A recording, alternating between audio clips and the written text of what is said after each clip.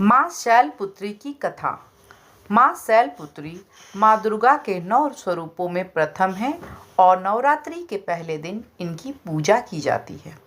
वे पर्वतराज हिमालय की पुत्री हैं और अपने इस जन्म में उन्होंने घोर तपस्या कर भगवान शिव को पुनः प्राप्त किया। माँ शैलपुत्री का पूर्व जन्म सती के रूप में हुआ था। वे राजा दक्ष की पुत्री थीं और भगवान शिव की परम भक्त थीं।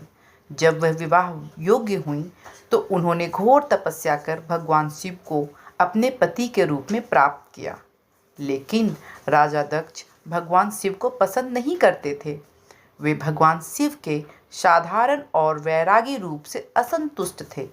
बावजूद इसके भगवान शिव और माता सती का विवाह संपन्न हुआ।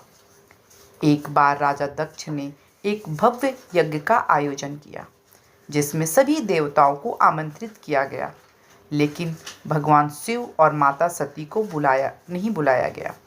जब सती ने यह सुना तो उन्होंने अपने पति शिव से यज्ञ में जाने की इच्छा प्रकट की। भगवान शिव ने समझाया कि बिना निमंत्रण के जाना उचित नहीं होगा, लेकिन सती अपने मायके जाने को तत्पर थीं। जब वे अपने पिता के यज्ञ स्थल पर पहुंचीं तो वहां उनका अपमान हुआ। राजा दक्ष ने खुले रूप से भगवान शिव का अपमान किया और सती को यह सहन नहीं हुआ। उन्होंने क्रोध में आकर कहा, जो स्त्री अपने पति का अपमान सुनकर भी मौन रहती है वह अपने पति की सच्ची पत्नी नहीं कहलाती। यह कहते हुए माता सती ने यज्ञ की अग्नि में स्वयं को भस्म कर लिया।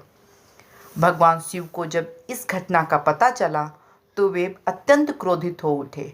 उन्होंने अपने गण वीरभद्र को भेजकर दक्ष यज्ञ का विध्वंस करवा दिया।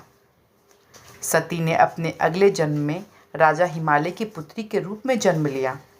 पर्वतराज हिमालय की पुत्री होने के कारण उन्हें शैलपुत्री कहा जाने लगा।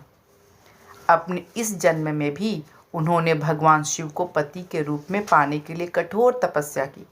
हजारों वर्षों की तपस्या के बाद भगवान शिव प्रसन्न हुए और माता शैलपुत्री से विवाह किया।